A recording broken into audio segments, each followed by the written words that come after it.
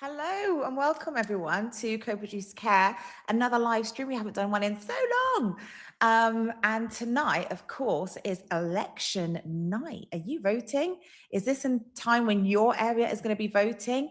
I don't know. My area isn't. It's a bit frustrating because I really want to get to the election box and I want to vote for something, but I want to be proactive. But if you are, then hopefully you've done it already. Maybe you've done a postal vote. Tonight, I've got some fabulous guests joining me. I actually have my crew from the 3 podcasts. And don't forget, you can absolutely join our podcast and anything from YouTube videos to audio podcast, we are there. Just find the 3. And we are talking about social care. But tonight, we're talking about what we should be asking our elected officials to do once they get into office. So tomorrow, we're voting on the 7th. On the 8th is their first day in office, what they should be looking for, what they should be doing for social care. So I've got Obi who is joining me straight away. I've got Jasmine who's coming a bit later. And I'm really excited for this chat because I don't think social care gets enough attention. So what we're trying to do is shine the spotlight. Sometimes we have politicians. We've had politicians on our podcast before. Maybe we will get some of your elected officials on here next time and we'll quiz them. What are they doing? So we're going to just chat about what's going on in social care and what we expect, but we're going to do something slightly different. So if you want to join in the conversation, you can, of course, go and type away in the comments. But you've also got an option to come onto the screen live with us. I thought about this just today. So my guests don't even know that I've decided to do this. But I know people are shy, so I'm not expecting anyone to do this. But if you email us tonight now, hi@coproducecare.com, we'll get the email at the bottom. There it is. Then we will send you a link to come and join us and have a chat about social care live. So that's what we're doing tonight. And I will mention it again because I know people are just coming off work and people will probably join after we've stopped going live, in fact. But if you like this kind of thing, we'll do it more often. Anyway, I'm going to stop yapping by myself and I am going to invite one of our sharing guests on tonight, and that is Obi. Hello, good evening, Obi. How are you today? Hey Sophie, I'm good. How are you? Not bad at all. Have I got some lag on my screen? No, you're fine. Oh, Okay. actually, I think there might be because I can see myself. There's a bit of a delay in my response. I can see. I think there might be a little bit of delay. I'm not sure if it's your end or my end, but I can hear you and your sound is very clear, which is good. And that's the main thing. Hopefully that's not too disruptive for people. Maybe someone can just pop in the comments or anyone backstage and just let us know how it's appearing. That'll be amazing. How are you today? I'm good. I'm good. It's been a long day. It's been a long week actually. So I'm looking forward to tomorrow. I'm looking forward to Friday. And I must say, this is the first ever live session I'm doing. So I don't know what to expect. So because Yes, I I know this is know. something you do often, so you're gonna have to give me some tips. You know what? It's basically you just forget that anyone could be listening live and you just chat. And there's so much to talk about in terms of social care right now. Yes, let's And get into it. yeah, I mean, Kat is going to be coming and joining us as well. And then we have Jasmine, who's going to be coming and joining us a little bit later.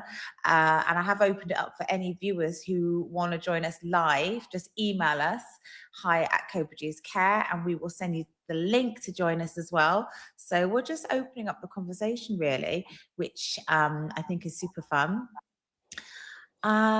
So I am going to just put up a couple of things that have really struck me in social care at the minute. Have you heard about what's going on in Kent or what Kent have been doing for Ken's been social doing a care? lot of things. What are you referring to exactly? So a while back, there was this, back in January, there was this report and it was saying Kent County Council social care funding squeeze could increase hospital corridor care. So reform, I think, is the only is this council is like the only majority like reform council. And so they, back in November, actually, I saw reports saying they were going to make these cuts in social care, and then so people are now saying, I think the Green Party was saying in this article that this could really, I mean, it could have a huge impact. So the warning comes after it was revealed the body representing the sector in Kent is taking legal advice, so that must be the Care Association, right, over moves to provide zero or below inflation uplifts to care businesses. So this is being called out by the Greens, who've also called it into question whether the council has had meaningful discussions with the NHS, because it all feeds in, right? Social care stops the NHS from falling and everything else around us. So I was just thinking, whoever people vote for, it's really important to consider what their policies are on social care. There's actually a poll that says people are most worried about like potholes or something, but no one's talking about social care. Yeah, right. So weird. Yeah. So for me, I feel a lot of people, especially when it comes to voting, this is the elections, the local elections are going on at the minute, and not a lot of people are even voting, more or less thinking about how it affects social care. So I love this conversation because it's an opportunity to actually shed light on the issues around and the consequences of voting for the right local party, and to also shed light on the power that local councillors actually have. So if you're currently in social care, be it your provider or you might even be receiving care, the local elections actually affect you. And this is a prime example on how that affects you. So right now, if you vote for the wrong person, it could just be that if you're working in an area where you're struggling to even get the uplifts paid, you might not even get it at all. So for me, I feel one of the things that I would love us to discuss is about the importance of actually voting, because a lot of providers, they actually have voices. They have voices. They can have their carers. They can talk about, I'm not really political, and I've only just started to get into voting. And it's because of the conversations that we're currently in. And I actually didn't realize the power that we had individually. So as care providers, we have powers, and as people who contribute to the care sector. So you could have a conversation with your carers, because these are the people, and even the people you support, because the decisions that's been made at high level, national level, local level, it actually affects us. So that's one of the things that I'm actually looking forward to discussing with you girls today. So how can we actually get care providers to be more interested in actually raising awareness about what's happening? There she is. Had to just join us. Obi, I think I'm experiencing some lag on your connection.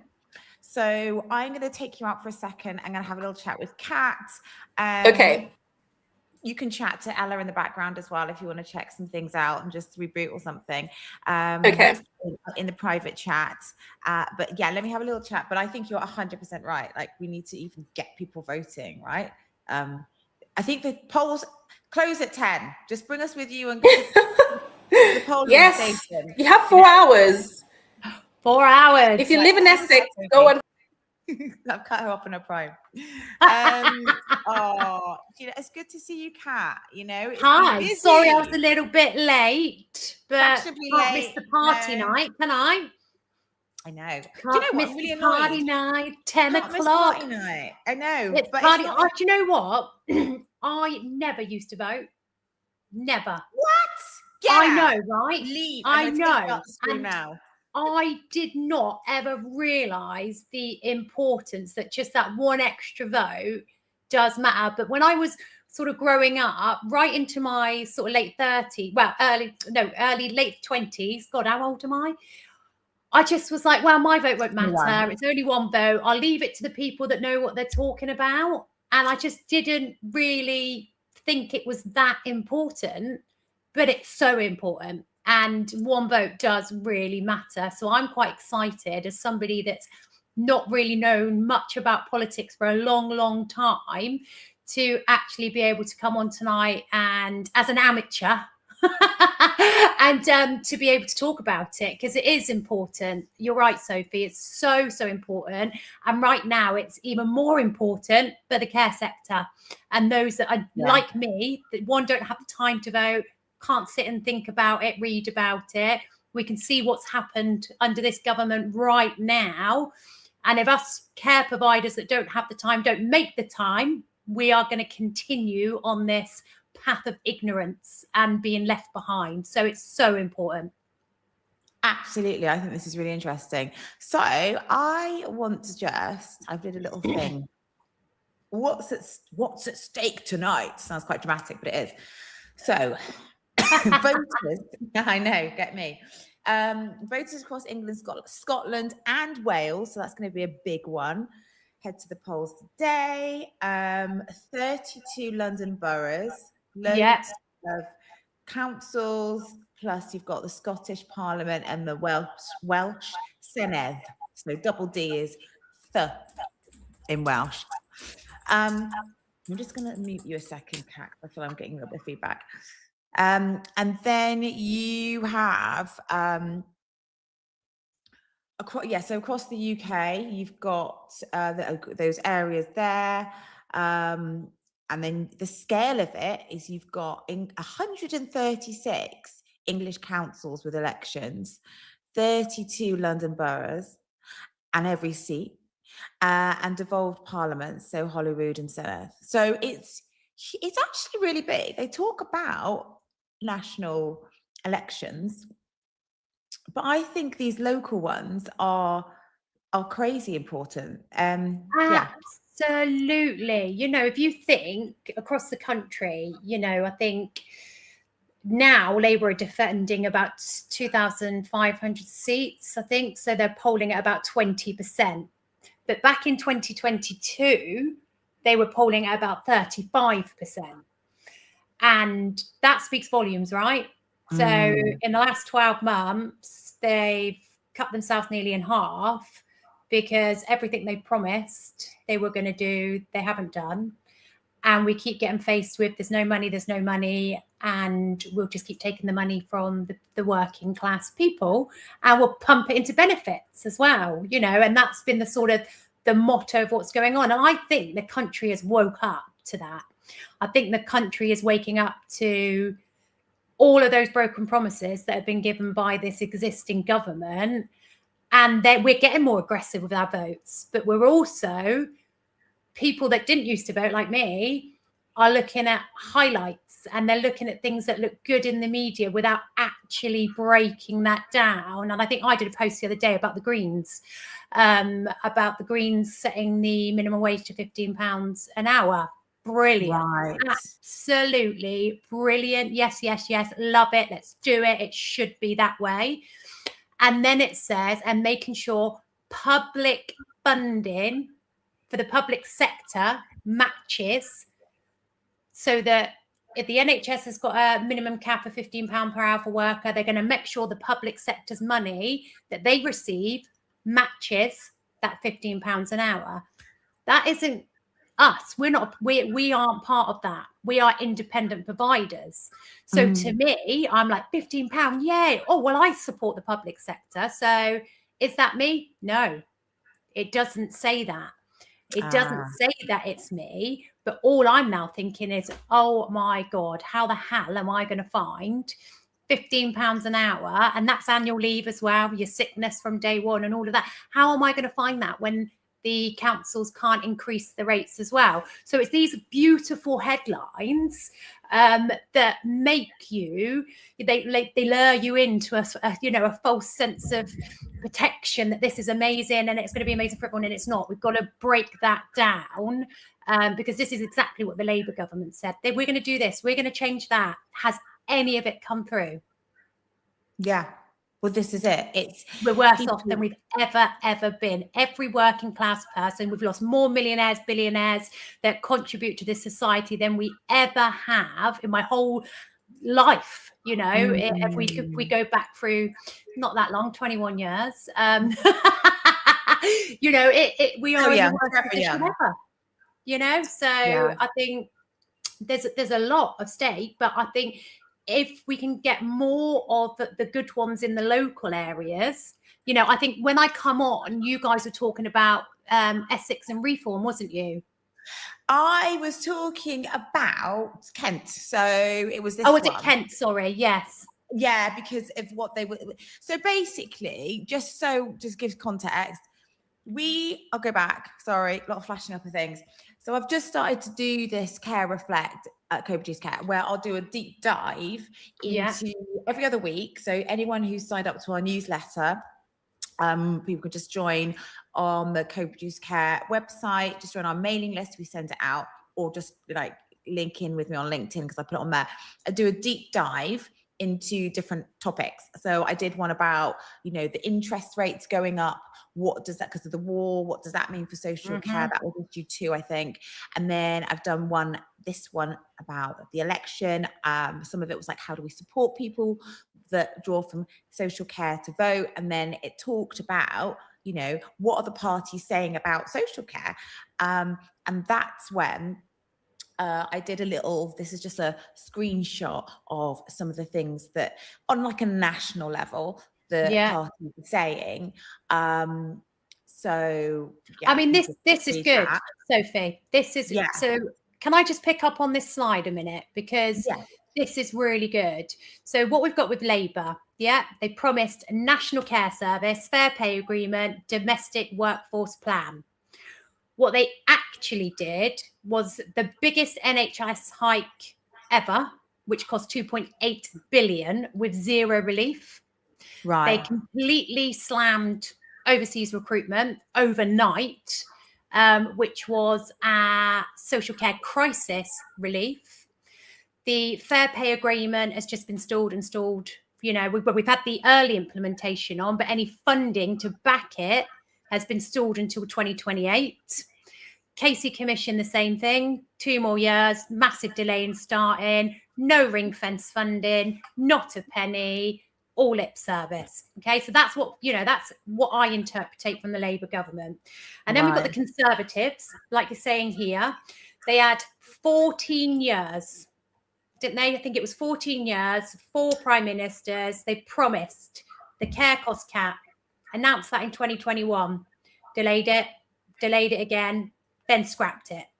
White papers, reviewed it, announced it, then nothing. They did nothing. And then there was their 2024 manifesto, absolutely no additional funding mentioned. And then our vacancy crisis hit 164,000. So that's what we achieved from the Conservatives. And then we go to the Lib Dems. I think they personally have the best policy for social care. And they like the idea of the free personal care, exempting care staff from immigration skill charges. But at the moment, we've got not enough power from the Lib Dems coming up. And that is what we need, the support in those local areas, is getting the Lib Dems. My local area's Lib Dem. He's bloody brilliant. You met him, Sophie, didn't you? And they are very social care orientated, which is amazing and what we absolutely need. And then we look at reform. These are just my interpretations, by the way. I did a little bit of quickly typing it down before I come on, Soph. So reform, all mouth, no plan, in my opinion. They want to just cut immigration because that is what is in the votes, you know, that would put holes.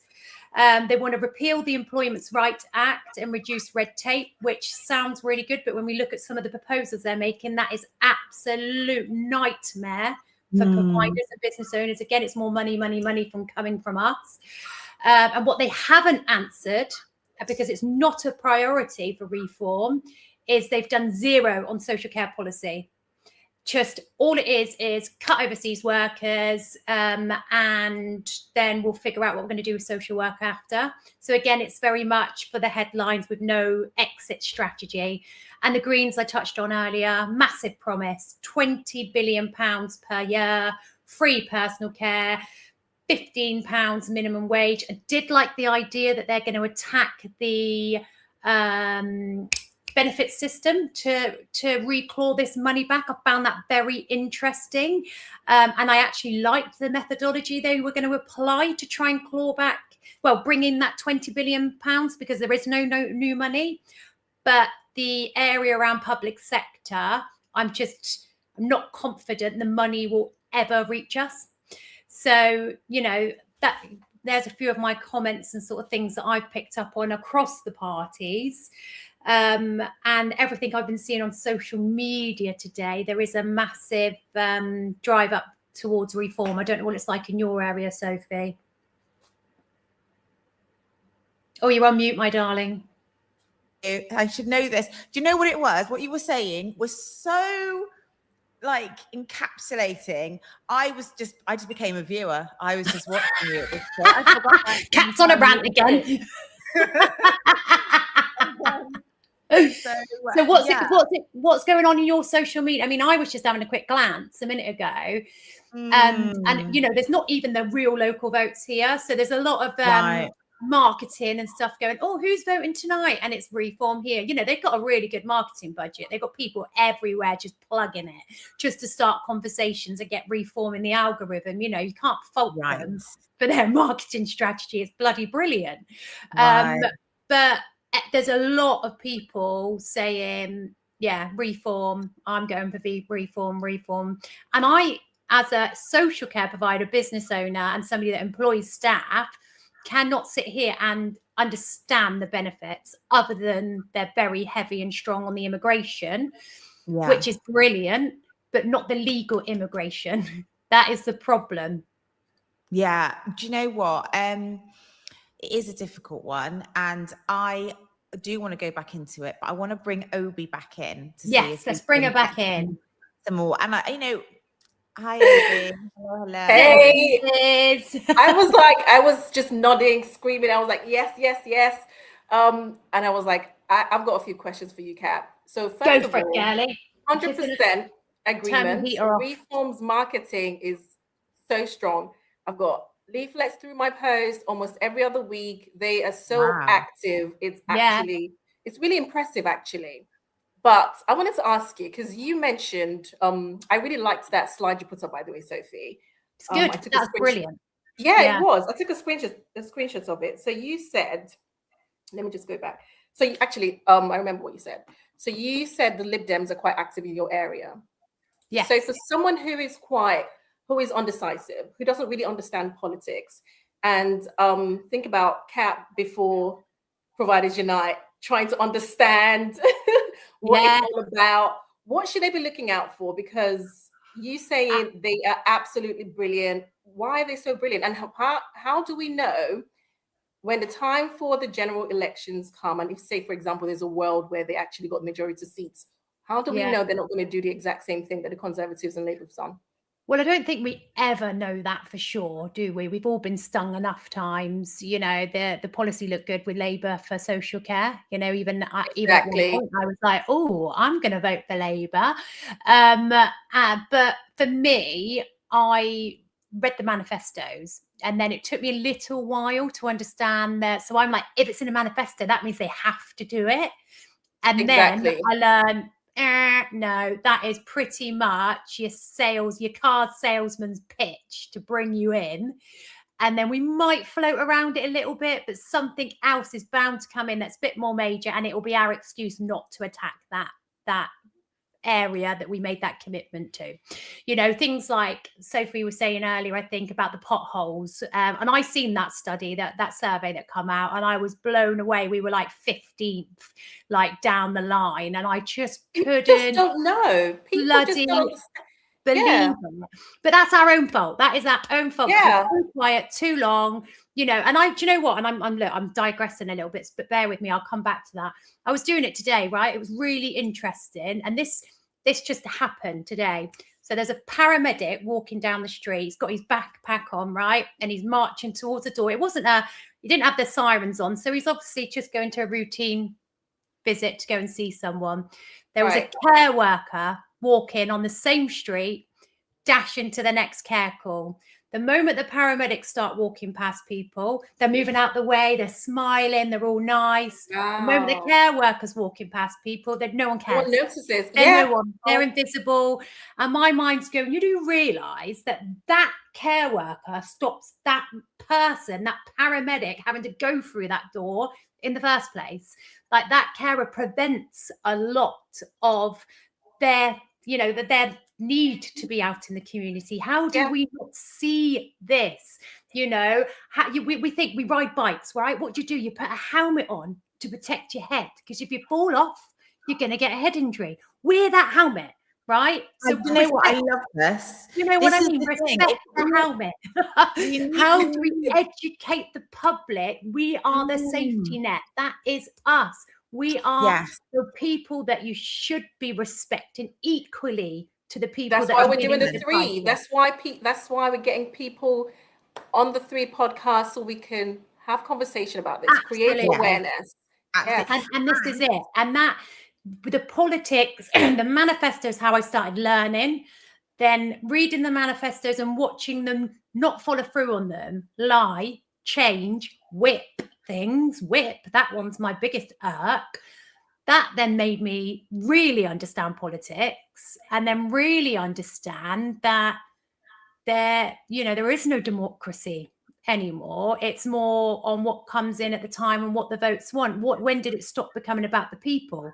This is like a beginner's guide to understanding politics. But I'm going to pause here for a second, ladies, because I do want to bring in another guest, and we're going to come back to that, because there's so much in it, and I want to bring it back to social care and what we really want to be asking for any elected politicians. So tonight they're finding out if they got the job. They've been doing interviews, they've been, canvassing, they've been doing all the things. They've been basically doing the job interview for the last few weeks. Now they are finding out whether they got the job, and tomorrow is their first day in the job.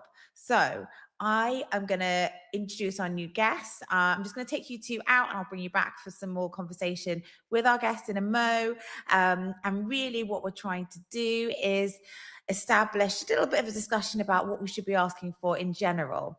So if people are watching and even if it's in a recording and you're like, do you know what, this is what I really think we should be asking for our politicians, then just put it in the chat. We'll pick it up. Maybe we'll get one of those elected politicians on a live stream sometime soon.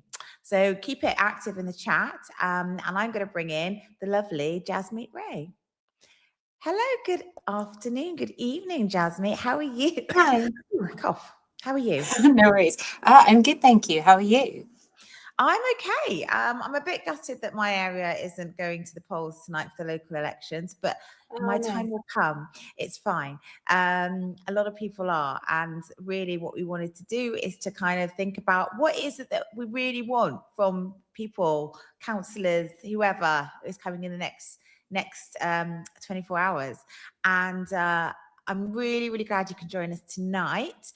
But before we talk about all of that stuff, I want to hear, for anyone who doesn't know you, I'm sure everybody does. I heard you speak at the Care Show last week, which was fabulous.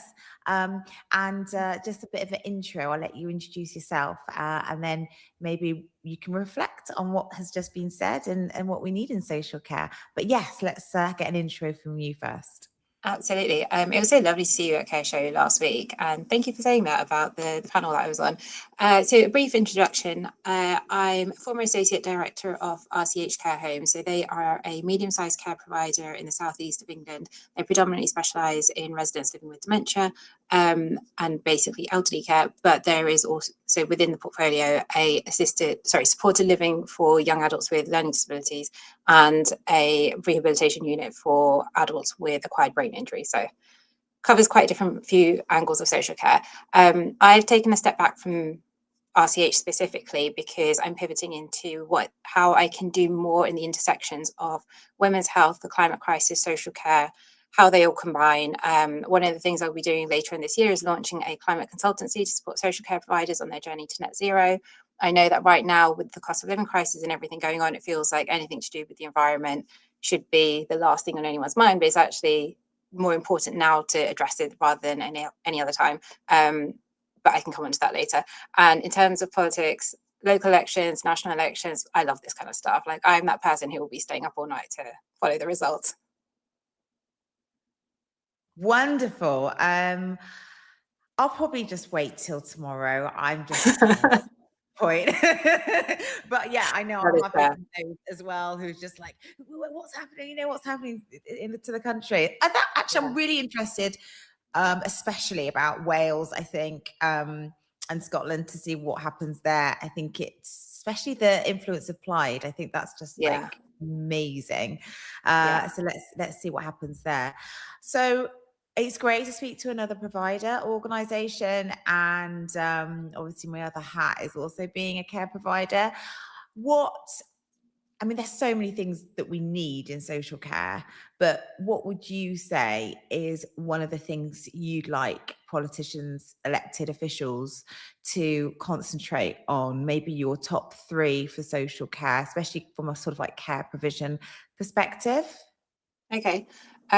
So one of my wish list, maybe this isn't top 3, but one of the things on my wish list is that I think people who are elected into public office should have part of their induction period going and shadowing people in a care provider, whether that's in home care, whether that's in a care home. I think they make a lot of decisions about social care without really understanding what social care is, how it works, any of the nuances of it.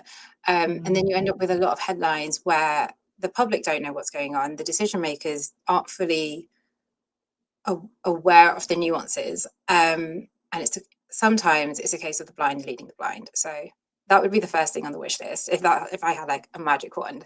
The other things that I would love, and this might sound like it's not relevant to social care, but it really is more investment from a preventative perspective, which is focused on women's health, the climate crisis. And part of that is things like planting more trees in areas helps reduce cardiovascular diseases in that area, and the number of strokes in that area, the number of cancers in that area. So when we're looking at social care, we look at all of the complexity of care that people are increasingly having, and we've got an aging demographic, and we've got people with increasingly complex care needs. How can we address it from a preventative aspect? So things like that, where planting trees, this is going to sound like it does a lot, but it actually does do a lot. So it reduces, there's the study which they actually looked at the biomarkers of people where they planted more trees versus where they didn't. And they could find that CRP, which is one of the biomarkers for inflammation, reduced. And then they found out, reduced risk of, reduced cardiovascular diseases, reduced strokes, reduced cancers. It improves people's mental health. It reduces crime. The list goes on for all the things that it can do, as well as reducing like urban temperatures. So where we're having more and more heat waves year on year, it reduces that, like the whole population's temperature. I would also love more investment in the arts. So if that is like local theatre, local comedy, local music, local art, whatever format of creative art. The creative arts in the UK are one of our best industries. And at the moment, what happens is, from a local budget, when the budgets keep getting slashed or more and more needs to be kept for example, for adult social care or for something else, what you have is the most deprived areas, they are losing their funding for the arts. So rich areas still have access to arts on a regular basis, young people, older people, it's more easily accessible, it's more easily available. But again, when you're looking at like mental health burden for the whole population, when you're looking at things like burnout and burnout recovery, all of these are impacted by the ability to like consume and enjoy art. So, and that can be, like I said, music, it can be theatre, it can be any form. So these sound like they're not related to social care, but if they are very helpful from a preventative perspective, and also in supporting the workforce of social care, not just the residents who are receiving care. Absolutely. I can this for a long time, so I will stop now. No, I think those 3 are really interesting, and that's why it's so good to have different perspectives, because the climate issue, I think, is preventative at the end of the day, and there are lots of crises in social care, but what are we doing to think about the future? So that's really good. And are, I mean, we want to enrich the lives of the people we support. So it's not just about keeping people alive and safe. It's about helping them have the best quality of life they can have. And I know a lot of care organizations try and allow people or enable people to go to the theatre and to museums and to get out and about, and people enjoy that in later life. And having that fulfillment is sometimes something that enriches people and allows them to live longer, more fulfilled lives. So if we have those institutions available to us, that's great. But if we're not supporting it, then it's really hard to offer those to people that we support, or to older people who might not yet need care services, but, you know, want to enjoy their life before they do need them. So I think that's a really good perspective. But I really love the idea of work experience. And I reckon that will resonate with a lot of people, because if you're not, a lot of people within local authorities, I don't think it's part of the curriculum or the learning for social work, maybe it is, I don't know, to actually have work experience within a care provider organisation. And I think we would relish the opportunity to open our doors to students, social workers, student commissioners, heads, directors of adult social care, children's services, to see what we're going through, how much the staff have to navigate with training and getting the experience that they need, and how professional we are as a sector without having a technical professional body. So I think that would open a lot of eyes, and maybe we just need to get some more media interest, I think, because a lot of the narrative is about, because it's clickbait, unscrupulous providers, and when things go wrong, and when the CQC comes in, and people just have this really negative vision of social care. So, you know, I would stretch that out to journalists as well, you know, having to come in and spend some time as part of their work experience. Some really great perspectives. I love that. I'm going to bring in my other guest and we'll have a bit of a four-way conversation. But as I do that, what are your thoughts on some of the things that were said? I know you heard some of the things we were talking. Did you have any perspectives, or as they were talking? Yeah. So I thought it was really interesting to hear about how everyone's social media is so different. Like mine. Hi. Nice to meet you both, Kat and Obi. So my social media does not have much about reform. Instead, and this might just be like the timeline and the algorithm that I've got, but it's very much about progressive politics. And so I've got, whether it's Liberal Democrats, whether it's Labour, whether it's the Greens, whether it's Plaid Cymru, I've got a lot about how it's, there's an organisation called Hope Not Hate. I don't know if you've heard of them, but that slogan of hope not hate is a lot of what my social media is. So I'm seeing the good things that are happening, and in terms of reform, in terms of like the marketing, the social media budget that they have, I just want to put this into context, because there was an infographic that came out I think yesterday, and it broke down how much each party has received in donations which are external from like the public funds that they're provided for elections. For context, the Green Party had received something like £189,000. The Reform had received over 5 million. So they had received over almost 29 times more than the Green Party in terms of donations. So yes, you can argue that they are everywhere, but there was also like a cyber journalist who was reviewing this, and they found that a lot of Reform online supporters are actually just AI bots, or they're just bots that have been paid for. So just because you see a lot of support for Reform online doesn't mean that's what's going to translate into reality. I mean, we saw that there was a Welsh by-election, going back about 6 months now, I think. My sense of timing is off. Everyone thought that Reform was going to win, and Plaid Cymru ended up winning, and that was a major upset for Labour, because everyone, well, I say not everyone, a lot of people in that local area were like, how can we vote in a way to ensure that Reform do not come in? So some people were willing to tactically vote. Some people were like, I'm still going to vote for whoever I want as a party. But yeah, I think there's a lot of grassroots organisation happening that the media doesn't cover. And so we see and hear a lot about Reform, doesn't necessarily make it reality. Yeah, that's really helpful. And I loved the sort of summary that you were giving, Kat, as well, just looking into everybody. And I think it's just having that perspective. People got to do a bit of research, I think, and not just rely on the headlines and what's in the press and stuff. So it is a little bit more complicated, but it's worth it, because even though people say, oh, I'm not political, I mean, if you eat food and you breathe air, you kind of are political, because it all does. Absolutely. And it's that thing, you know, how many times you go on, I know what you're saying, Jasmine, about bots and stuff, right? But how many times, I do it all the time, it might just be my ADHD, right? But how many times do you find yourself buying stuff that you don't need because you've watched something and you're like, oh, I could do with one of them and I don't actually need it. And what these bots are doing, even if they're fake, they are influencing people by like leading them down that false path. And that's the problem. And I know about all the sort of AI bots. I know about the funding and the donations from abroad towards that funding pot. And I just think it's that influence, and it's getting it in your algorithm. Like me, I don't ever really put reform into my algorithm.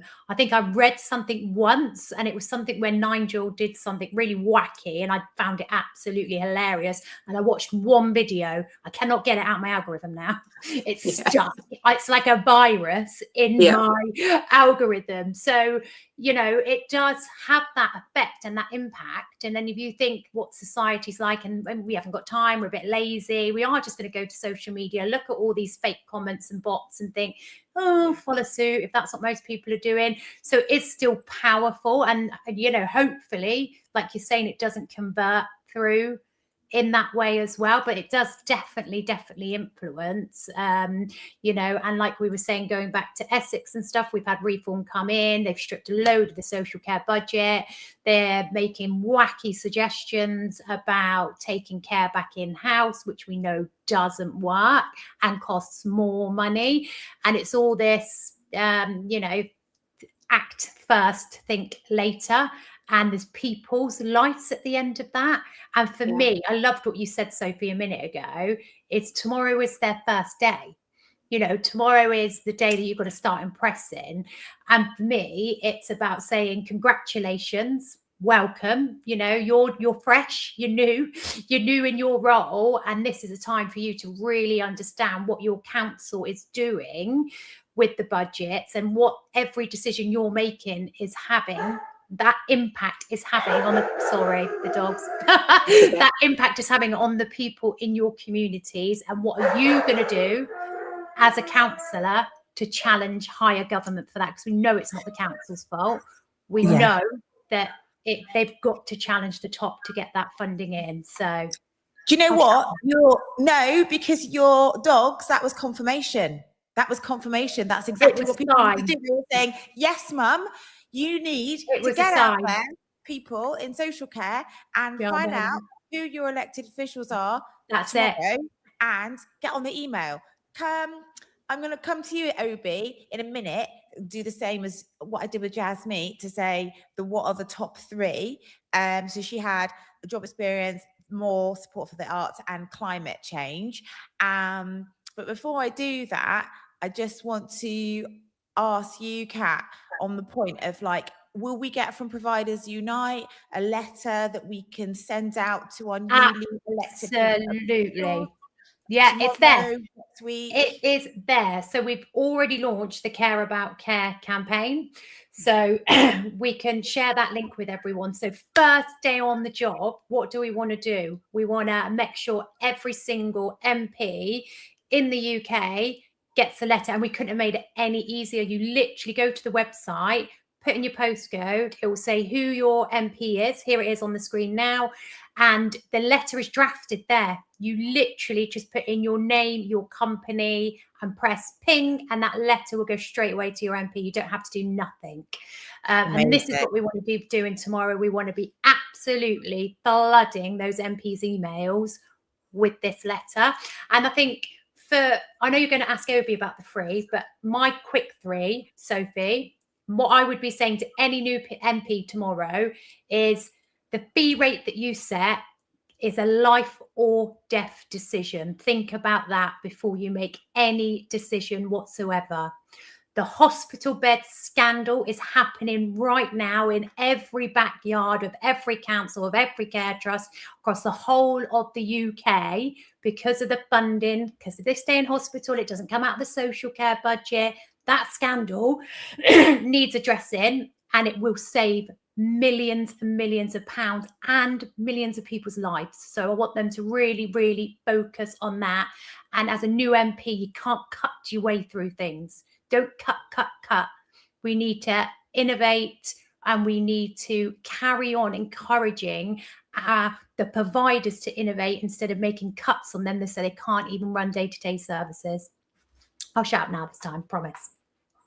Yeah, no, I think that is a really good point. And what we'll try and do is also put that link that we've got on the bottom of the screen into the comments box so people can just click on it. I think it's amazing what you've done to make that so easy for people, because that is the problem. You can't, these things are really, really difficult to do. And I think with providers, you don't have enough time. So just click a link and send it through. We just need to do that, keep it at the top of their agenda. And I know providers, got loads of stuff coming up throughout the year to do more of that kind of stuff. So if people do not follow them, make sure that you do.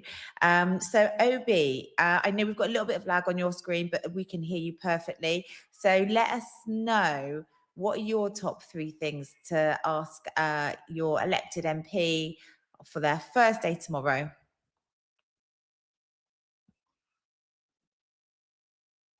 I'm going to unmute you. Sorry, darling, I've muted you. There you go. Oh, am I still? How about now? You're perfect. Oh, okay. So before I get into my top 3, or my first 3 rather, I just wanted to, I don't know if it's a question, but I just wanted to say something to Jasmine. I absolutely love what you said about the induction period and the shadowing. And the way my brain interpreted what you said is, okay, as someone who is a novice in politics, those are the signals that we could actually start looking out for. So one of the things that I would love us to also discuss is, for individuals, care providers who aren't really interested and who don't really know a lot about politics, how can they actually get interested in it? So when you said that, I was like, okay, great, signals. This is how you could make a decision on, number 1, who to vote for, how to follow the journey, how it impacts you. So, because sometimes it's difficult to actually get into a conversation or get into a topic if you don't understand it. So I don't know, because clearly this is something that, like when you started speaking, you were like, I could geek out on politics, I could do this all night. And that came through. I was like, yeah, this is, I see how you guys connected, because Sophie loves politics too. So, so I just wondered if perhaps maybe later you could maybe shed a bit more light on that for the individuals here listening who really want to get, myself included, who really wants to understand that space, to really get interested, learn about it. Because sometimes you could just get distracted with the figures and all the top level name dropping. But sometimes you just really want to really get interested so you can drive change. So I just wanted to say that first. I absolutely can go into that later, but why don't you do your top 3 first, or your first 3, and then I can come back to this later. Yeah, so I would be asking what they're doing to support registered providers, registered managers, because as you may or may not know, I primarily work with registered managers, and I believe that they should get some sort of support, because the amount of work that they do, they don't get paid enough. There isn't enough funding for care providers to even pay their registered managers enough. Training around creating some sort of training for care providers again, and then for children, especially children who are transitioning from children's to adulthood. I'd love to see what they're doing around that, because that's an area where lots of children gets lost through the cracks. So those are the 3 areas that are of importance to me.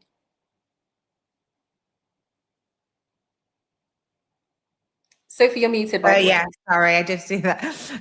Love that. Can I come to you then, Jasmine, to answer that question? It's a great question, Obi. Thank you for that. It's fab. I'm going to just unmute you. There you go. Sorry, so I'll answer the question of how to get involved or interested in politics. Okay, so I would say don't think of it so much as getting interested in politics. Think about it as getting interested or invested in your local community. So what is something that you already care about? Do you care about, for argument's sake, access to sports, like playing field, football pitches, tennis courts? Do you care about that? Do you care about domestic abuse and refuges for victims and survivors of domestic abuse? Do you care about the environment in terms of like animals? Do you care about the environment in terms of like the impact it's having on people's health? Like, what is something that you're already passionate about? Do you care about theatre? Do you care about live comedy? Whatever it is, use that to kind of get interested into politics, because there'll be a lot that's happening there. So, for example, I'll talk about violence against women and girls.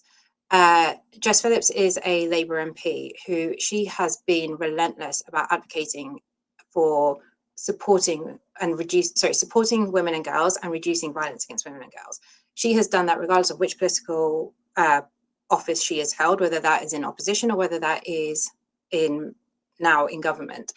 But that's something that she's cared about. She's promoted a lot. So people who don't follow politics, but who don't really care much about which party does what, they care about that one topic, so they get invested in that. So similar to that, I guess it's, yeah, what is something that you already care about, and then what is happening about that in your local community. So for example, the sports one that I mentioned, this is from a book called Invisible Women, which is basically all of the data gaps that exist in how women are either subconsciously or consciously ignored and not thought about when any kind of decisions are made, whether it's health, whether it's transport, whether it's infrastructure.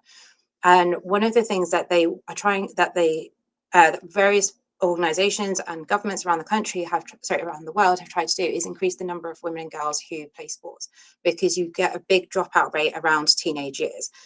And they've invested a lot of money into it. And then they went and actually asked teenage girls, hey, why don't you want to go play in these football fields or these tennis courts that we have spent a lot of money creating for you? And they came back with a response, like as a general common theme, that it's because there's only one entrance or exit. And so you normally get crowds of boys who kind of like crowd up there. And then it's quite intimidating for one or two girls to walk through a group of, let's say, 10, 20 boys. Having multiple exits and entrances just made it a lot more accessible. And so I guess the short answer is, what do you already care about? Find out what's happening in your local area, see how you can get involved. Yeah, I think that's really interesting. And I think there is always something in every part of life that will be impacted by politics. So, that is brilliant, talking about sports and young people and around women.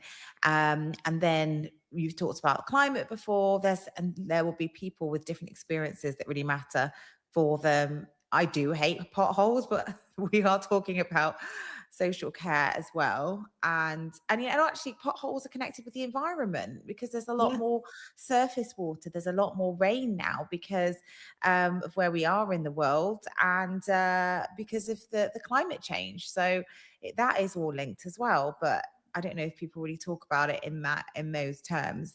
But in social care, I think that's where we come a little bit unstuck in social care, because there's such little proper engagement with it. And I think it was Alison Holt did a whole section in the BBC about social care in the media, which is really good and really promising. But at the end of the day, we just need more people to talk about it, because that is something that will connect with all of us who are interested in this topic. So yeah, no, that was really, really interesting. I love that. I'm conscious that we've brought you in late and we've kept you quite a while, Jasmine. So I will let you go now. But it's been so nice to have you on. And I wonder, is there anything that you're working on at the moment that you want to give a shout out to, or what might be a topic or an interest? I love the Invisible Women book that you suggested, but there might be something that you're working on that you want to give a shout out to whilst we're on. Oh, there's so many things. I'm also happy for you to just like put me in the background and then bring me back on later if you guys want. I appreciate that you've got other guests, etc. as well. Well, no, at the moment, so it's fine. I mean, I'm happy to stay on if you want this to remain as a four-way conversation. Yeah, well, let's do that. Let's go for it. Yeah, why not? But still, I'd be quite interested to know if there is anything you're working on. Yeah, so working on a climate, I don't know if startup is the right word, but it's a volunteer project at the moment called Ocean Action, which is for anyone who cares about the ocean, wants to do something to help protect it, but has no idea where to start. We are building a centralized global hub of resources so people can move from like curious and empathy into actual meaningful action. And that's for anyone who's essentially a beginner to, I'm not even going to call it the climate space. I'm just going to call it like a beginner to being interested in the ocean. So whether you're interested in donating, volunteering, how you can make your office more ocean friendly. There's lots of different things. So that will hopefully be launching later in the summer, and I will have more information about that. And the other stuff is everything to do with women's health. I could do entire monologues and podcasts about women's health and how we as a collective are late diagnosed, misdiagnosed, not diagnosed at all, and the impact we see that in social care. So like from the care home perspective, I see it with residents who are living with dementia, elderly women who have a fall for some reason or another. The things that have happened in their early life, or like the earlier parts of their life, their 20s, their 40s, their 50s, etc., has a direct impact on the quality of life and care and their health span that they have when they're in their 60s, 70s, 80s. So I will be releasing launching a blog newsletter about all of that later on this year as well. So keep tuned for that. Wow, so much. Honestly, that's incredible. So yeah, stay tuned with people can follow you as well on LinkedIn. I'm sure you post everything you're doing. So yeah, get involved, people. I want to just go back to one of the issues that's come up recently, and that's around fuel costs in social care. So I've been talking to people recently and in a couple of provider meetings where people are really worried about the cost of fuel for dom care agencies. So I think maybe when we're talking about what we're going to ask our elected politicians for next or tomorrow, it could be something around looking into supporting fuel costs for care workers, because it's becoming actually prohibitive in terms of like working in the sector. I don't know whether that's something that I've just heard about or whether anybody else has heard that on the grapevine, but I definitely feel like there are some real like nuanced issues in the care sector that it hasn't really hit the headline too much. I've seen one article on the BBC that talks about a care worker who said they might not be able to work because they can't afford the fuel. And I just feel like with everything that's happening with fuel prices, it really affects domiciliary care, home care in like such a crazy way, and that nobody's talking about, and that could be another issue that's coming down the line. So I wonder if there's anybody, and if you lovely guest, who is also seeing that or heard that on the grapevine. I mean, obviously, Sophie, we're dom care. We're a dom care provider. We do, I don't even 200,000 miles a week in the community. Yeah, might be more now, actually. That was the last time I ran an audit. But the government haven't increased. So it's been capped at 45p for the last 12 years. So apparently fuel has not increased in the last 12 years. So the claimable is 45 pence. So that's your fuel, your wear and tear, your servicing, etc. Which, as we all know, with the current market, that isn't even touching the sides, and it hasn't been renewed, and it needs renewing. And I'm currently in the process of writing a research paper, sort of with the National Care Association, that addresses a lot of this. But yeah, the fuel, I think I have two minds on this, because I am the fuel. It absolutely needs to go up. But if you've got care workers that are considering leaving because of the cost of fuel, that would also make me question with providers, how are you mapping your work, and how are you how are you looking after your staff? Because a lot of my work we map out to make it walking runs anyway. We try and be eco-friendly. We've got electric bikes that we provide staff, and we've got a salary sacrifice scheme for electric cars as well. But even if they are a driver, we try and make sure that the runs are walkable. So hopefully then they just have to drive to work and maybe walk their run. We try and do that as much as possible. And we do that, we remap. So we currently do like 9,000 hours a week of care. So we will run that exercise every 4 weeks to remap everything again. And it's just rotating and rolling. And if we find runs that are not viable for our team, then we have to make tough decisions. Do we have to hand those packages back, which no business owner obviously wants to do? If we can't remap it, etc., then it's things that we have to do, because you can't expect carers to be out of pocket. And we do things like we have to top them up. So if they're picking up carers or they're dropping people to their like single calls and they're on a double run, we make sure that we look after them. But there is absolutely a issue with mileage. Do I think it's the biggest issue in the world? Absolutely not. I think there's more pressing things that needs to be addressed in the care sector, but the mileage, it's tax-free anyway, isn't it? So they're not getting taxed on that, but I think there's more worry about the hourly rate and actually how the current government have enforced charges, ENICs, etc., onto providers that have now made us have to stop investing into staff. So where we used to invest into more training, diplomas, we've got the new levies that are in place.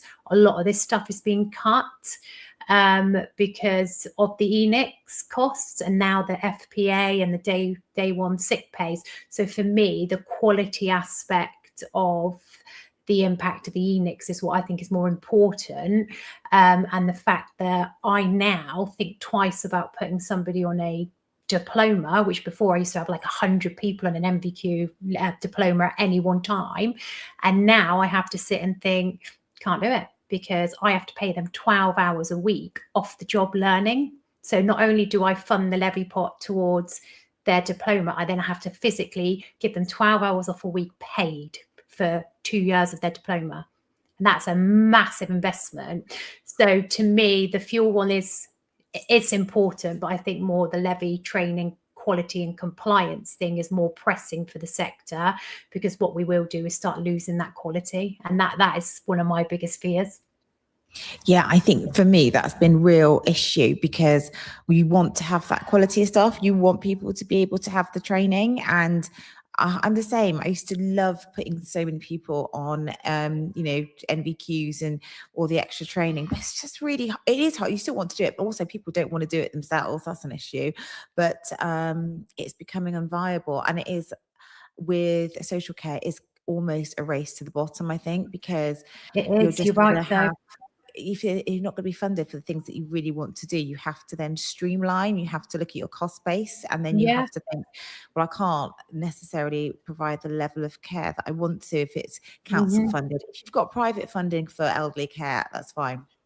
But if it's not, people with certain other disabilities, there's going to be like a real lack of, there's going to be real inequality. So if you, like for people with, autistic people and people with learning disabilities and people with mental health needs, who are their needs are usually can be quite high, and so they are generally funded by local authorities. If they don't have the funds to do that properly, all of the good quality care that people want to provide is just, it's going to have to be really slimmed down. And I think that is the problem. And it's really, really sad.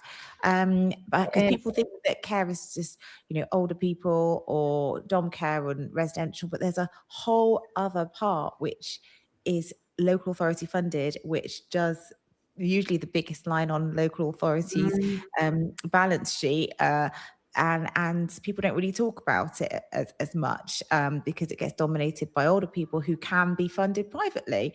So it's I think your training issue is really interesting one. It's hard, so because also what you'll have is, so you have to pay them that 12 hours a week. If they don't complete that work, you can't take that 12 hours back. So, for example, they're supposed to finish within 2 years, and then 2 of mine went on for another 6 months because they didn't get all their work done in that time. So it's literally a blank check.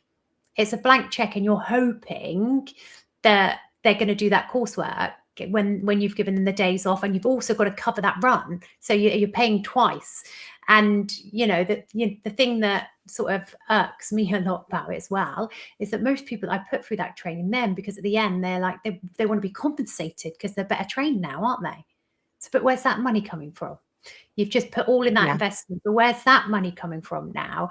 And it's this constant cycle that you should be able to give them more money if they're more skilled and they've got that knowledge behind them. But it just doesn't, it isn't backed up. And it is a blank check. And I personally invested a lot of money last year into getting APs trained up.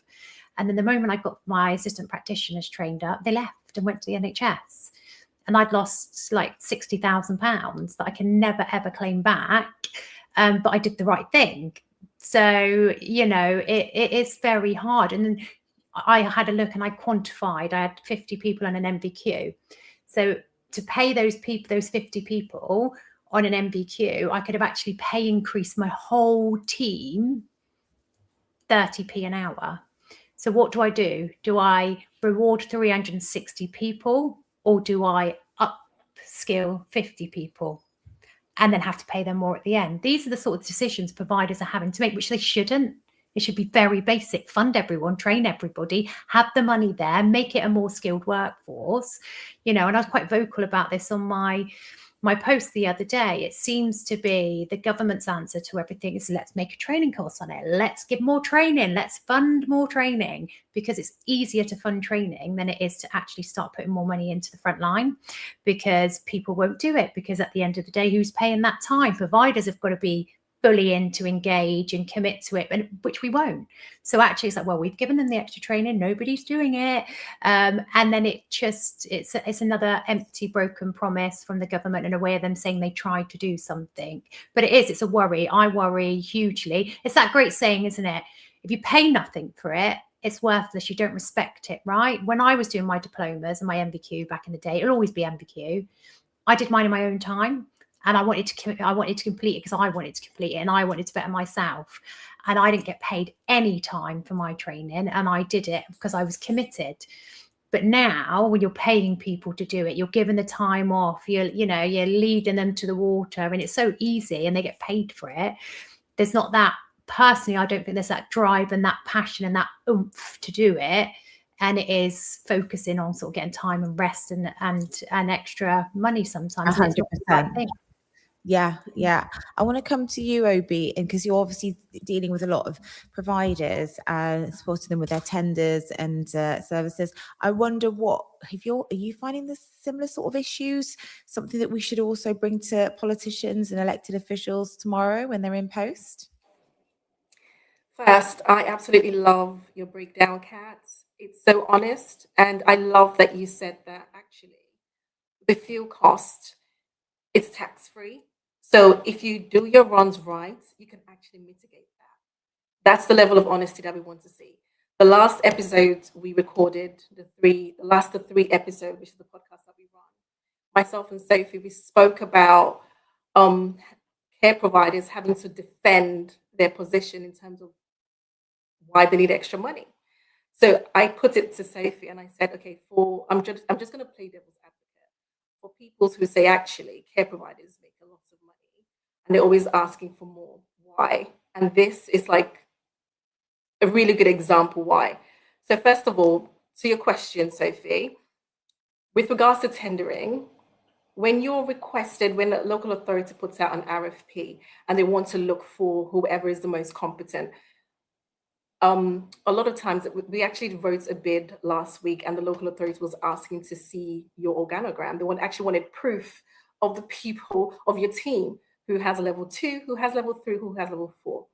However, there's a floor and there's a ceiling rates. So when you're doing your costing, where do you want the care provider? So you want an amazing care provider. You want a good rating. You want an outstanding rating.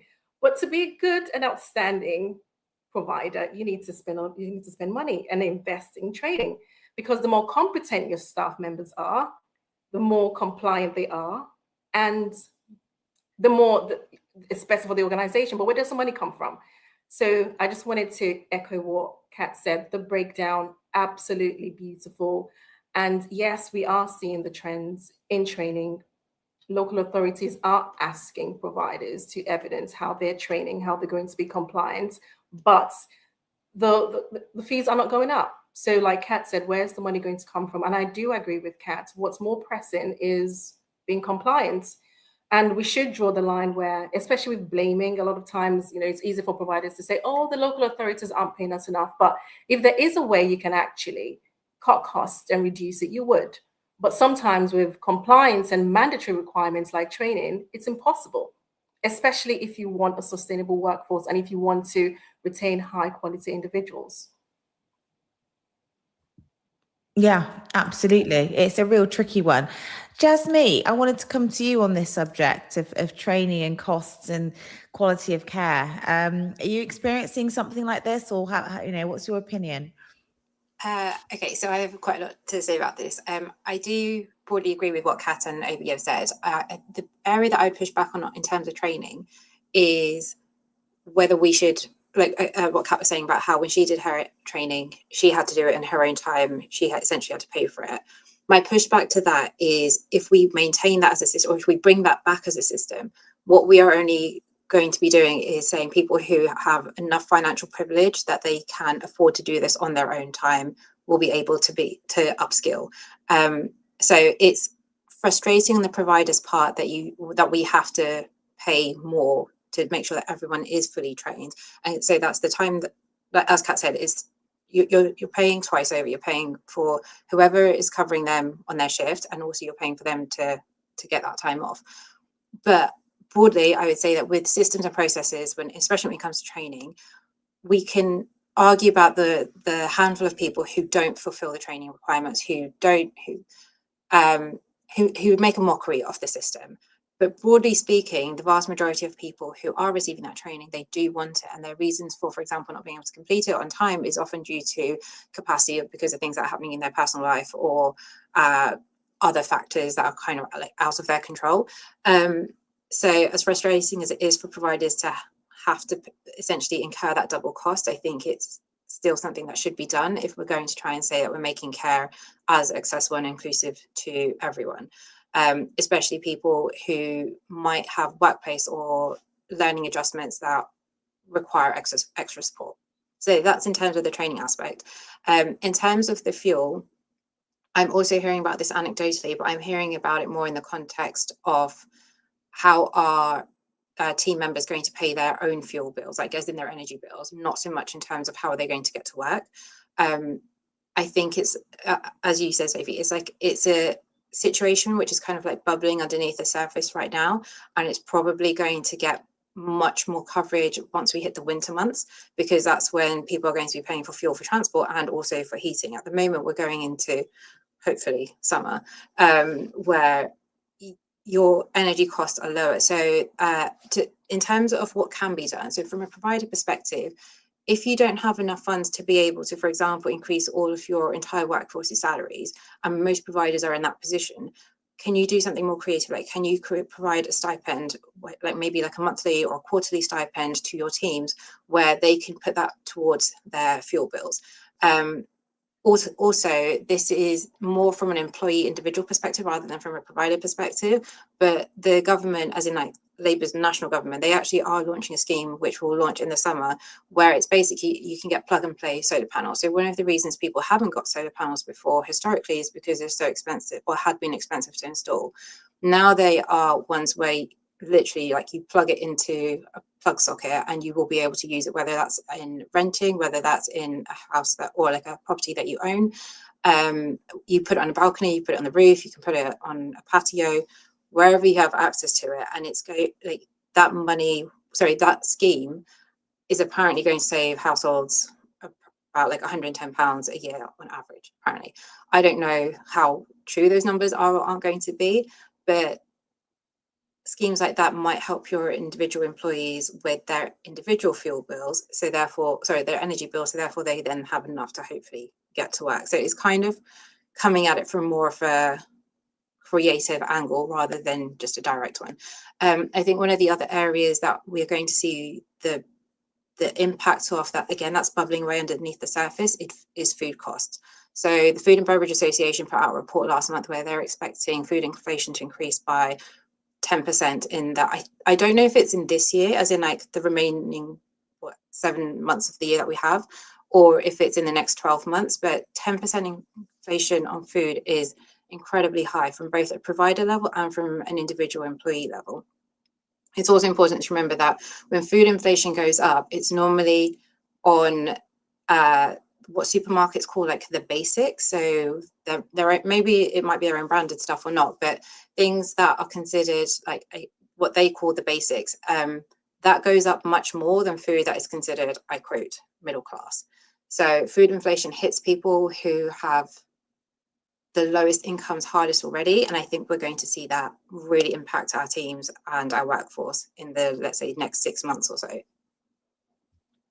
Yeah, I think this is a really good point. I hadn't really seen as much around social care and food inflation, but you speak to people and everyone's seeing costs go up. And I think you've got these squeezes from all sides. You've got it from fuel, you've got it from food. And I think it will become it's going to be really difficult to work in the sector. And I don't know, a few people I know have electric cars or hybrid, but I'm not too sure how many people in social care who work on the ground have been able to invest in those cars yet. So petrol prices are really affecting people. And I also think that there is a certain amount that care organizations can do. So everything you were talking about, Kat, around you thinking about your runs, thinking about how you are placing people, can people walk to places instead of having to jump in their cars, supporting people to cycle. And there's so many measures that care providers can do. And then there's like a ceiling. So this is where the local elected officials come in really useful, because there'll be people in certain areas where I'm thinking about Dorset, I'm thinking about places in Cornwall, and more rural areas where it's really difficult to get around on public transport or on foot. And they are going to really have to think, and actually they have more fuel costs than if you're in a city.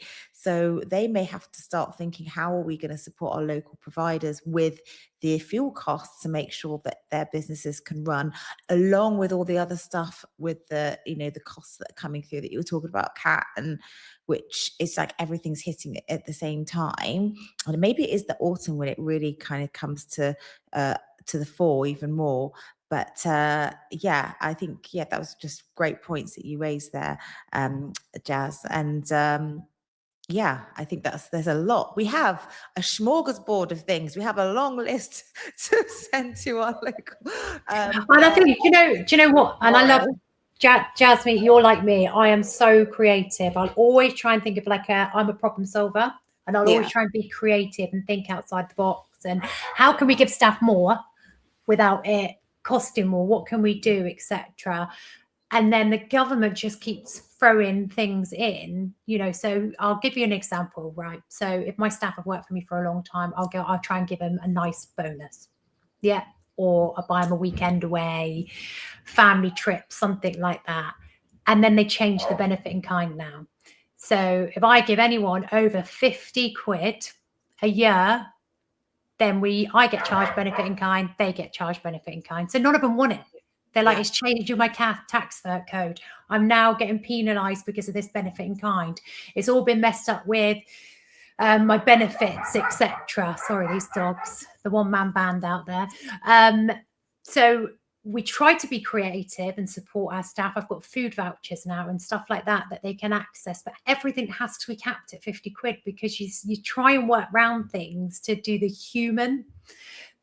right thing to do as a human being. You're not trying to dodge tax. What you're trying to do is help people that, the most beautiful people that are out there in our communities doing the most amazing work. And you're just trying to give them that little tiny bit extra and it's impossible. They just strip it away and tax it in every single which way they can, and that's the frustrating thing. And just going back to the training side, like I'm saying, if for one person to do a diploma, it cost me as a business owner £34,000.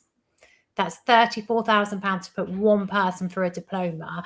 Now, that isn't just a small investment, is it? That is massive, because £34,000, if I look at this year, 10% pay increase across my team. Sorry, my daughter's just come in now. Please, someone, I'm sorry. That is a massive percentage of money. That is where I could again be giving my workforce a 30 pence an hour pay increase. And it's like, well, where do you as a human being make that decision? Do the training, which is the right thing, or pay everybody more? And we shouldn't be in those difficult positions or trying to think of creative things when it should be easy for us. I mean, I didn't get paid to do my training, and I didn't afford to pay for my training. The company pays for my training, but my time was what I invested. I did it after my 12-hour shift. I went home and did 2 hours every night.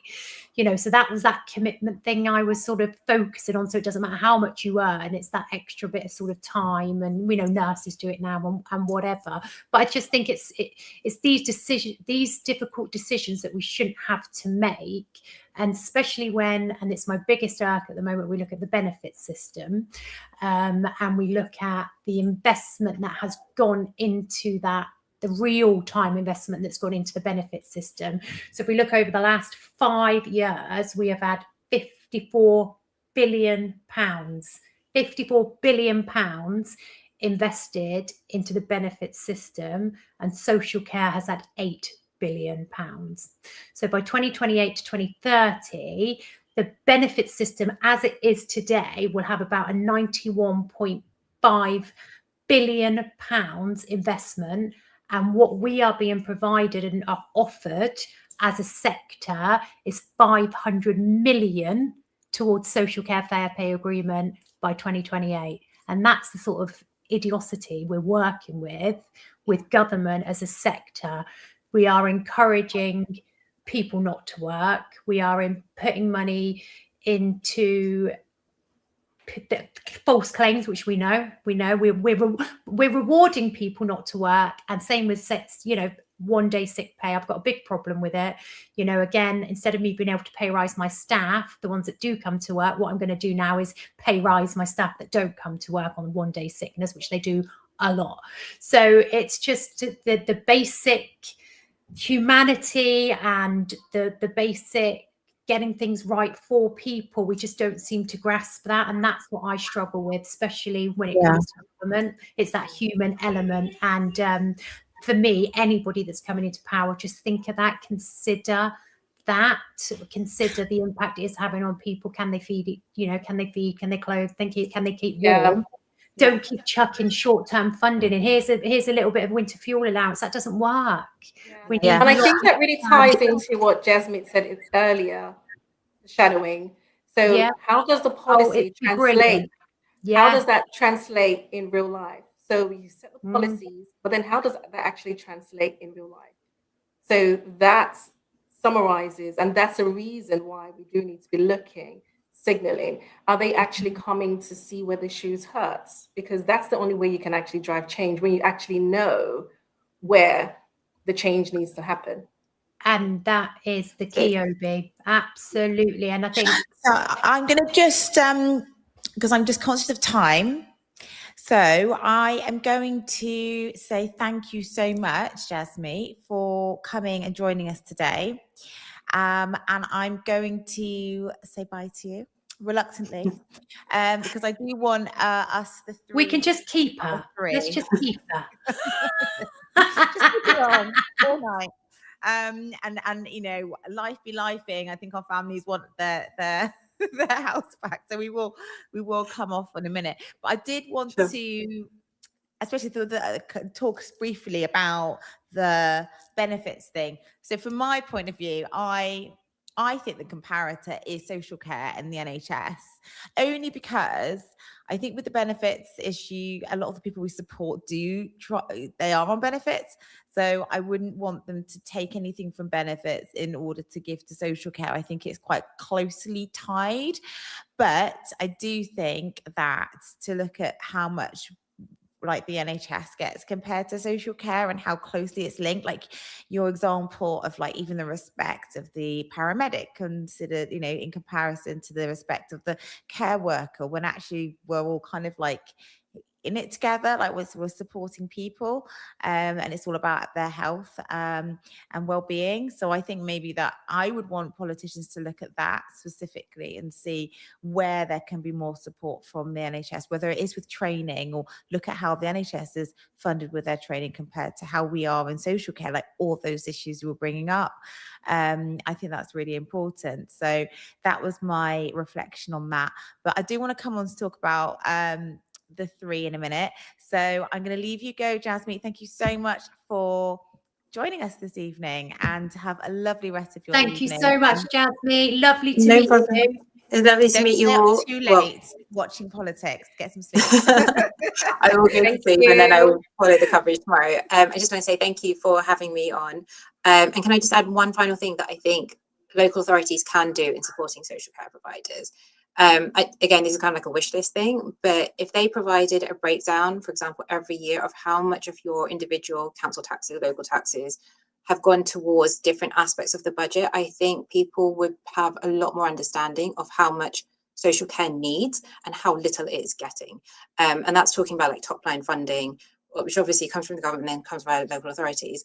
And then one other aspect in terms of funding, I'm just going to say this, and hopefully anyone who's watching this will enjoy the analogy. If you think about the average cost, and this is more for care homes because I don't know the numbers for dom care as much, but for care homes, if you think about the average hotel that someone will go to, like let's say a Premier Inn or Travel Lodge, and they're staying there for 7 days for argument's sake. So that's roughly, broadly speaking, maybe this is just London numbers I know, but that's roughly like £100 a night. So that you're looking at £700 for the week, plus all the food costs, etc. For care homes, the average cost of care across the country as of like 4 or 5 years ago was over £1,000.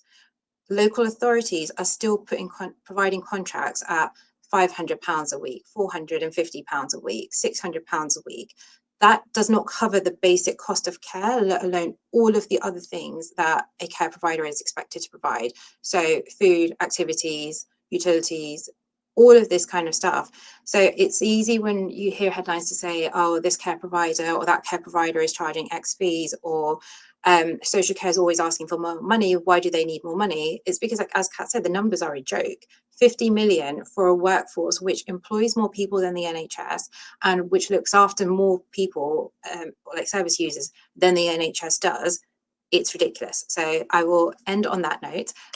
But thank you so much for having me on, and I hope you all have a lovely evening. Thank you. That was a perfect note to end on. Thank you. Oh my goodness, so much interesting stuff. I just want to end with a few updates because I think, you know, we want to tell people about our podcast outside of stuff that we're doing at Coproduce Care. So the 3, let's look at this. Let's look at the similarities. I mean, look at us there. Look at us there. Pretty much the same people, right? And we've had a few episodes now. We've got more coming out, and they're regular. And it's with us 3, hence the 3.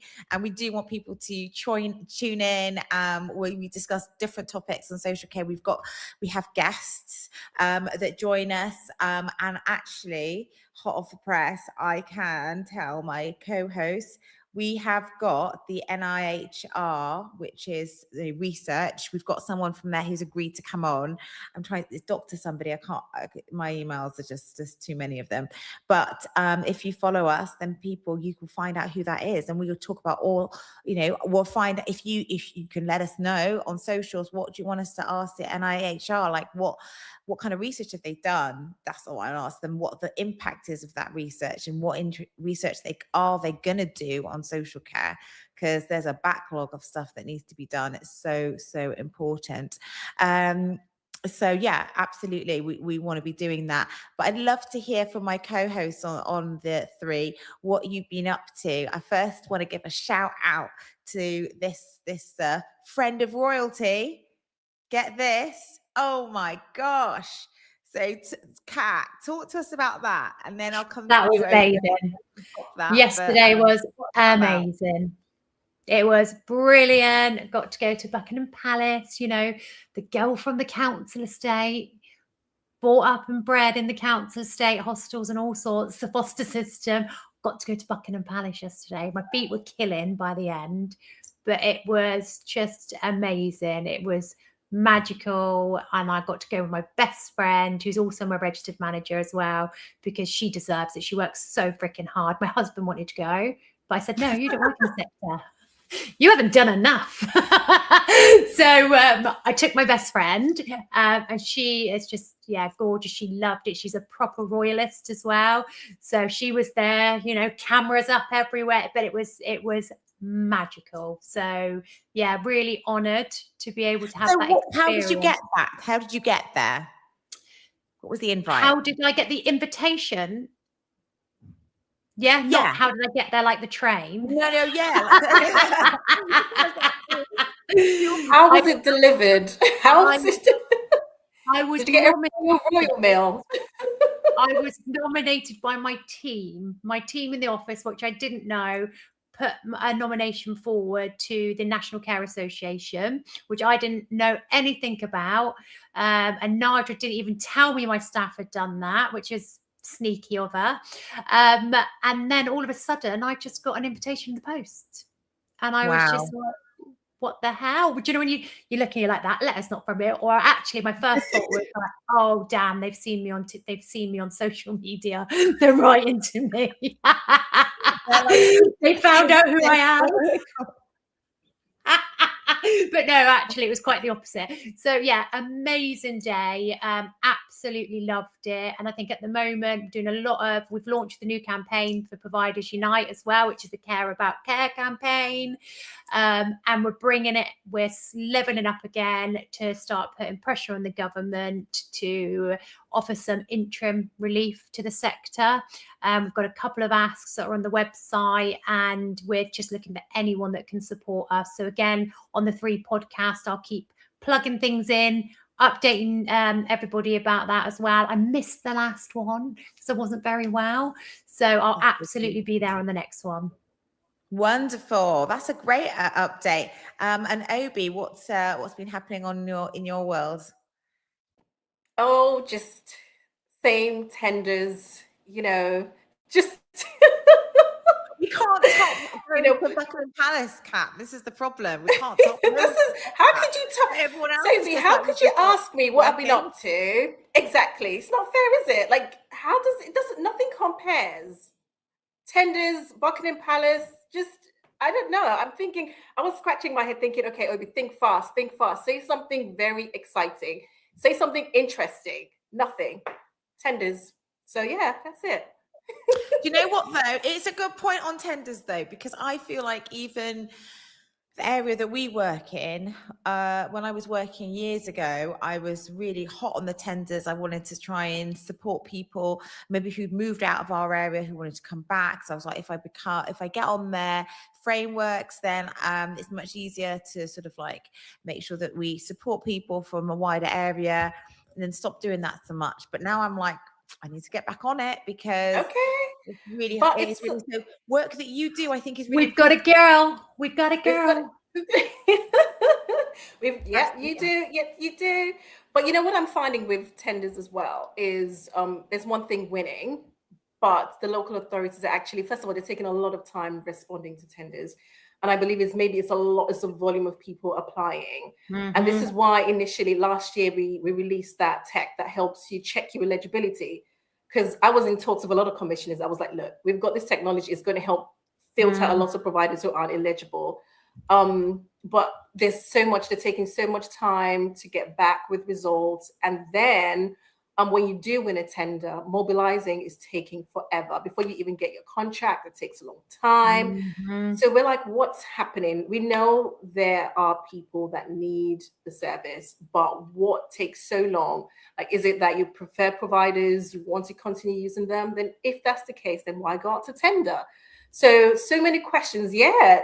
So that's the world we're living in at the moment. But we'll still continue to do the bidding, supporting providers, and just also teaching wherever I can. I'm always trying to get into commissioner spaces just so that we can actually speak to them to understand what's going on, because providers don't really have the time to, no one has the time to be chasing commissioners or finding out when they're going to do market engagement. They're just so busy putting out fires. So I do try from time to time to try and get into spaces. Last week I hosted an ICB commissioning live webinar, actually. Oh, so that's something exciting.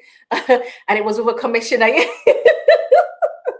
Yeah, and it was with the amazing Professor Craig, and he was speaking about working with the NHS. So that was actually really insightful, and what to do, when to look out for, the windows of opportunity, encouraging small providers to come and work with the NHS. So that was quite nice. So that's what I'm trying to do more of, really getting into those spaces so providers can get some answers. That's brilliant. See, you are doing so much, mover and shaker in the sector. 100%. I try. So much more than you think. So yeah, no. What I've been doing, I had a birthday to start off with. Oh, I didn't know that. Did you know that, Kat? Oh my goodness. Yeah, look Happy at this. belated We birthday. don't get older, Obi. We don't talk about birthdays. We don't get older. We go backwards. Oh, I love talking about birthdays. This is the thing. We need to... Look, one of my besties got me this mug, which is so me. Look, I've even got my actual lipstick on there and the lips. And then that is brilliant on there, and I can't. That's all backwards. What's it say? One of the best things that ever happened to me is that I am a woman. Whoop, oh, love it, love it. Well, power. Yes. The mug. I'm love it. on the hair now. No, but what I have been doing, because I'm preparing to do a webinar. Coproduce Care is doing a webinar. I'm going to flash it up here next week, and we'll put us in the link how you can join it. There's an Eventbrite, and basically it's how to manage and support neurodiversity in the social care workforce. So and I had a prep call with my team and the speakers. You've got 3 fantastic speakers. 2 of them are neurodivergent. Amazing. And they're also coaches. One is a coach for organizations who want to understand what they should be doing better. And another person actually runs a care service, and she talks about her experiences and how, some incredible things like there was a stat that someone talked about where people who are neurodivergent was in a company she used to work for. It wasn't social care related. I think it was more corporate. They would be at the top of their game within the workforce. They'd be in like really good positions, very intelligent people. Mm-hmm. But then for some reason, because of some challenges that they might have, they were then put on a PIP. And rather than being supported in the organization, they were supported to come out of the organization, which is really sad. So you're literally losing talent because you're not supporting them, which makes no sense to me. No sense at all. Yeah, and then one of the other speakers talked about his experience where you just get this kind of like neurodivergent burnout, and you would select yourself to move out of the company or an industry because you're not getting supported. So there's these silent leavers who are just getting so much backlash because they approach things differently. And then we have another person, our other speaker. She is a HR expert. And she also has a son who's neurodivergent, and she's had to end up homeschooling him. And she started up her agency because she just had was in a workplace where they wouldn't support her. And they said, right, everyone back in the office. And they kind of targeted her a little bit. And she was like, I can't do this. And so she had to come out. And then in a way, I suppose, the universe puts you where you need to be. She's now been able to experience, and she's going to be sharing that and sharing specifically how you can support people from an HR perspective who might be neurodivergent, and also staff members who you think might need support but haven't come to you with anything? Like, how do you approach those kind of tricky conversations? So I am really glad that we've been able to put it together, and I can't wait. We've had quite a few sign-ups already, but loads of time for people to sign up. So yeah, that's what I've been kind of preparing for this week. So it's been busy. Amazing. No, I and love that what we you're need doing with that. Coproduce Care. Yeah, we need that out there. We need this type of conversations. I think it'd be a bloody brilliant webinar. A load of neurodiverse trying to all speak at the same time, like us, like me. It's going to be bloody brilliant. We have. I'm gonna have some sharing. You know, it's going to be testing. My sharing is going to be tested, but I'll do my best. Love it. But yeah, listen, ladies, it's been amazing this evening. It's been a bit of a marathon. I'm going to take some snippets and share it. Most people for my live stream join afterwards. I don't know if it's the algorithm, they kind of like, as soon as we stop going live, then people start watching. So I'm looking forward to reading the comments after that. But yeah, fantastic to chat with you, and can't wait for the 3 podcasts. If you want more of us, special guests on Coproduce Care for the election night, but Get more of our suggestions conversations on the in. 3. Absolutely. What was that, Obi? Put the suggestions in for topics. Yeah, I said get the guest suggestions in. Yes. So for the people watching, yes, Kat and Sophie will make it happen. I feel like we need to tell people. We will make it happen. We'll make it I've happen. met the king. We will make it happen. Because the thing about podcasts, especially with care podcasts, I feel like we need to, if you're in a space, if you're able to access a space that majority of people can't, why not? Get the conversation going, learn something, drive change. That's it. That's what we're about. So get the conversations in, get the questions in, get your guest requests in. Kat and Sophie will make it happen. Always. We do. Always. Right, lovely to see you, my lovely ladies. Yes. Okay. Well, thank you everyone for joining. I'm going to take my lovely guest out of the stream and just say bye to everyone, and make sure, don't forget to subscribe and share this. If you found it really useful, you can just share it. You can share it with your colleagues, and we will be back again doing another live stream. We've got loads going on. As you see, we've got the 3. We've got Coproduce Care's webinars, and we've got Care Reflect. We've got a new newsletter coming out, and we've got a launch of something really exciting as well later on in May, which we're going to share with our network. But you need to sign up. So sign up to our mailing list, and you'll hear all about that. But thank you everyone for joining, and very much look forward to seeing you on another podcast live stream here soon. Bye.